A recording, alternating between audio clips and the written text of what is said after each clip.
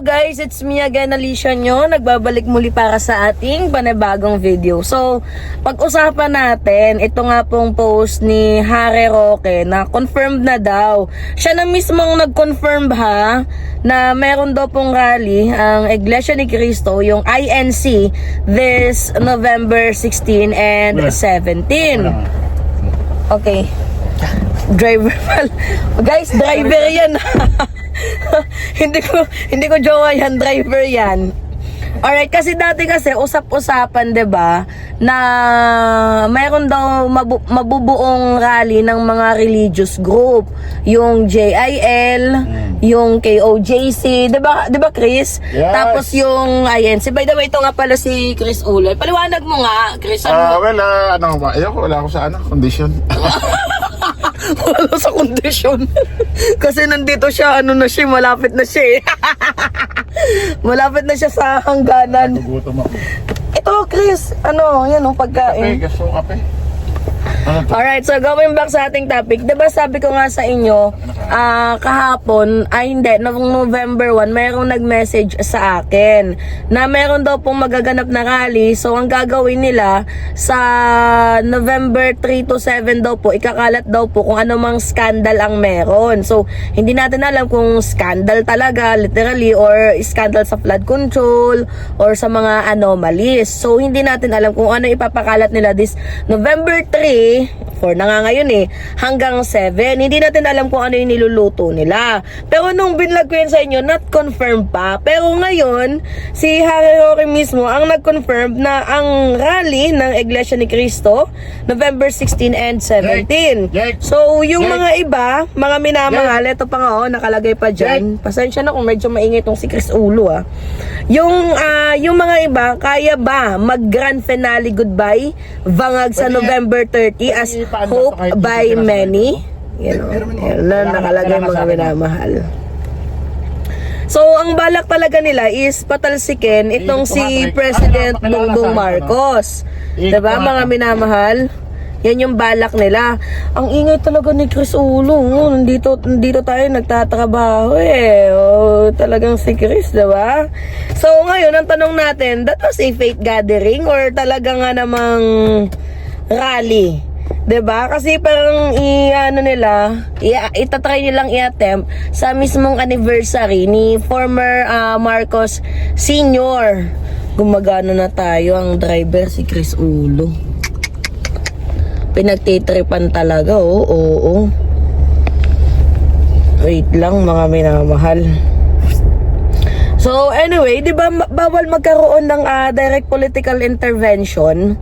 Kung sakali man, mga minamahal, ang simbahan dito sa pamahalaan, dahil in the first place, hindi nga nagbabayad ng tax. Diba, hindi nagbabayad ng tax ang religious group. So, hindi ba nila alam yung ibig sabihin ng both a separation and church? Diba, walang common sense naman kung ganon. Well, kung sa bagay, yung mga tatlong simbahan na yan, tatlong religious group na yan, kung totoo man, ay meron kasing common denominator. Which is yung common denominator nila is talagang anti-Sara. Yung JIL kasi, tawag dito, Jesus is the Lord is, ang founder nun, mga Villanueva. Which is ngayon itong si Joel Villanueva, diba? Senador Joel is nasasangkot, allegedly, at pinapakasuhan na nga ng ombudsman.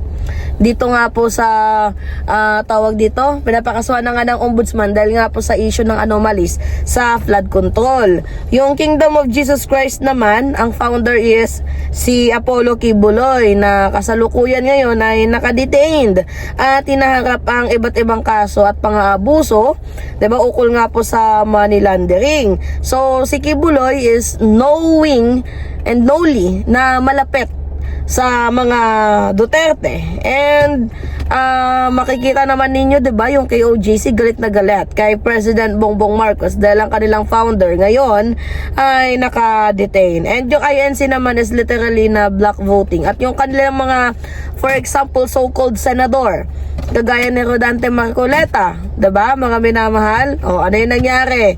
O anti-Marcos din. So, this is political mobilization. Kung ako yung tatanungin ninyo, kasi merong pattern yung isa loyal base, yung isa naman direct attack para kay President Bongbong Marcos. So, yung ginagawa nila is destabilization plot para pabagsakin talaga ang administrasyon. Ngayon, ano ba yung mangyayari kapag matupad ang kanilang plano? Siyempre, unang-una magkakaroon tayo ng constitutional crisis. 'Di ba? Kapag pinatalsik si President Bongbong Marcos, sino ba yung mananalo? 'Di ba? Walang iba kundi si Sara Duterte kung sakali man na magkaroon ulit ng botohan. Alam ninyo, kung sakali ding manalo, 'di ba? Alam ninyo, hindi yung ibang mga politiko, ginagamit nila ang faith bilang political armor na dapat naman hindi. 'Di ba? At pangalawa, babalik tayo sa ganyang cycle kapag meron silang gustong patalsikin, gagamitin nila yung salitang demokrasya kuno, 'di ba? Tapos syempre may mga tagapagsunod, may mga spiritual soldier. Susunod sila, 'di ba? So ginagamit nila yung Panginoon para sa mga pansarili nilang intensyon, pansarili nilang interest, 'di ba? So ngayon sa mga political religious dyan, God works pa ba ito? Or trabaho na to ng mga desperado? Kaya nga tandaan natin mga kababayan, ang hindi lahat ng rally ay rally para sa taong bayan. At hindi rin lahat ng faith gathering ay banal at ginagawa talaga para sa puso. At ang tunay na pagbabago ay hindi nanggagaling sa microphone or preacher, kundi nanggagaling sa konsensya ng mamamayan. At kung tunay kang maka-Diyos, hindi mo haya nagagamitin ng iba ang pananampalataya mo bilang sandata sa politika. So, ngayong November 17 ba? So-called na tinatawag nila. What do you call this? Tingnan nga natin mga minamahal.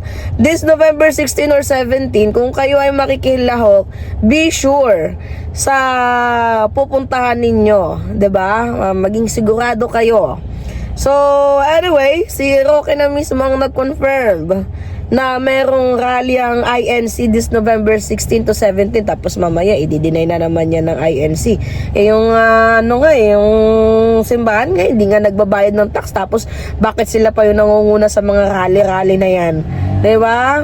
Hindi nga sila nakakatulong para maiunlad yung ating bansa kasi hindi naman sila nagbabayad ng tax, tapos sila pa tong may gana na mag-rally. Ano ba naman tong mga na to? Ano ba? Aray mo. Diba mga minamahal? Alright, so pengin lang ako ng comments, likes, and share. And also, don't forget to click the subscribe and always hit notification bell mga minamahal para lagi kayong na-update sa mga video na ina-upload natin. At sa mga team replay, maraming salamat. Mag-iingat kayo palagi. I-like at i-share itong video na to. Yun lamang po. Ingat mga kababayan.